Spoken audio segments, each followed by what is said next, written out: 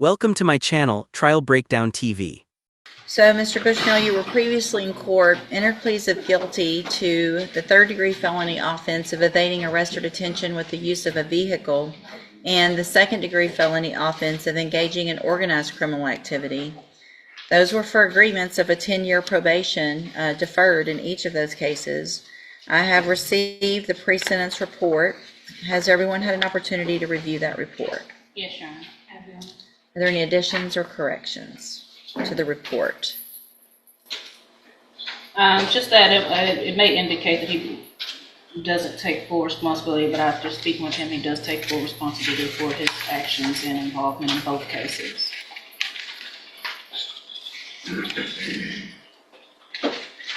I've also reviewed jail incident reports. Have you both been given a copy of those? Yes, Your Honor. I have. So you're 17 now? Yes, ma'am. I don't think he turns 18 until December 26th.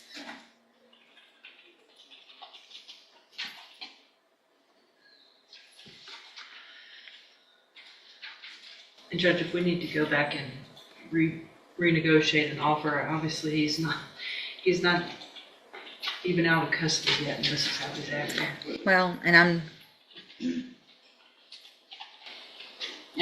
Your Honor, obviously due to his age, I want him to have the opportunity to get his life together, obviously not going into adulthood with felony convictions. I have preached to him the importance of following the rules and not... you can't do it, can you? Okay. You cannot. 21 incident reports since January 25th of this year. 21. Fighting, calling officers names, stealing food, instigating fights, being a bully to other people in the dorm. Ridiculous. So if you can't follow rules in the jail, what makes you think you're going to come in here and I'm going to say, sure, go be on probation out in our community? After y'all shot gun, I mean, this is serious. I'm tired of the shootings. I'm tired of people. You could have killed somebody. And because you accidentally didn't kill somebody, you get a probation. Not today.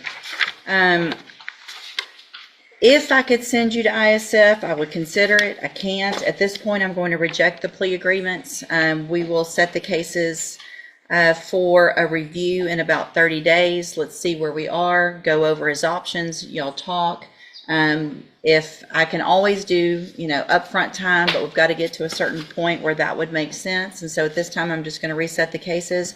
Again, I'm rejecting these plea agreements. And let me tell you, you get more of these, it's only going to get worse. I'm going to see them. A jury's probably going to see them a jury will see them if you go to trial. And you're going to end up in prison for up to 20 years because you can't follow the rules in our jail and you're acting like a little punk. So go stop acting like a punk, prove that you can behave, then we'll see what happens. When you come back next, I'll see how many of these I have. Go back with the bailiff.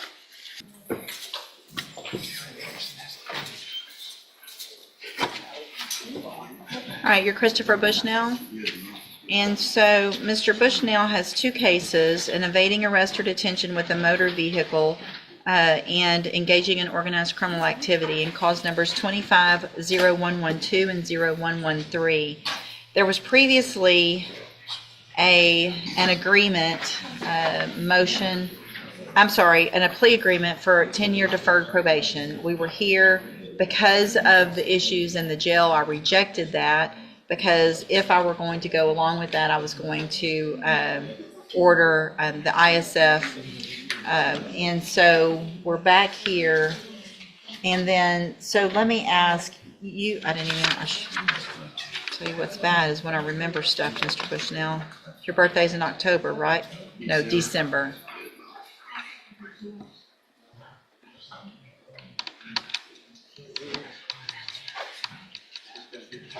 So we're getting close, but here's the problem, Mr. Bushnell.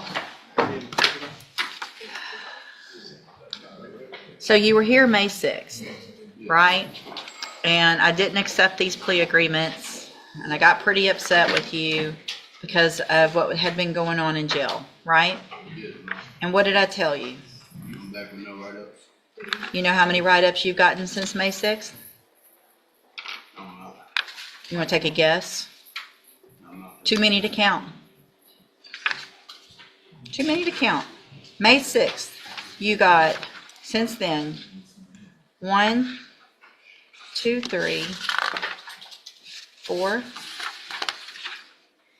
5, 6, 7, 8, 9, 10, 11. 11 more. Fighting, same things. Fighting, not following the rules, calling names. I mean, same thing.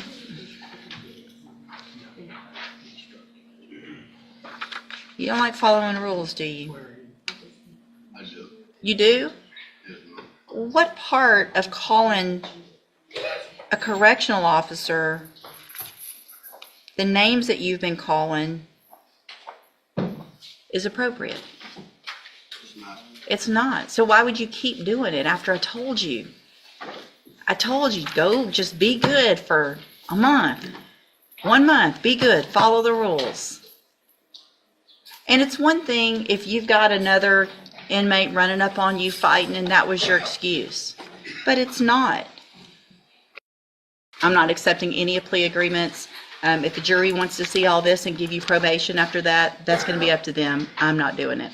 Go back with the bailiff. We'll set your case for, well, let me do this. Ms. Holmes has been appointed as your attorney, and she's one of the attorneys who handles a lot of cases for me as a court-appointed attorney. What I can do is release her and appoint a new attorney who can begin preparation for trial.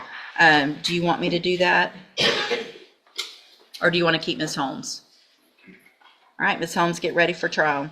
And let me tell you what you're doing. You're making her job hard. She's trying to help you. I wanted to try to help you. If you came in today and didn't have all this nonsense, I'm looking at it over and over, calling them the B word, not doing what you're supposed to, saying, I don't care, write me up, I don't care. If you don't care, then I don't care. Because I tried last time when we had this conversation. So your case is going on the trial docket, and again, we'll let a jury decide what to do with you. Go back with the bailiff.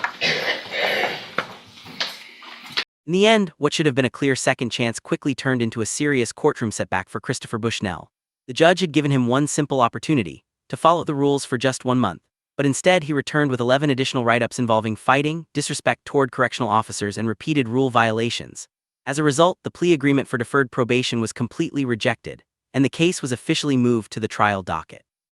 Now, with the possibility of facing up to 20 years in prison, his future will be decided by a jury. This case sends a strong message that when the court offers leniency, failing to change can lead to far more severe consequences. Stay tuned to Trial Breakdown TV for more real courtroom updates and dramatic legal breakdowns.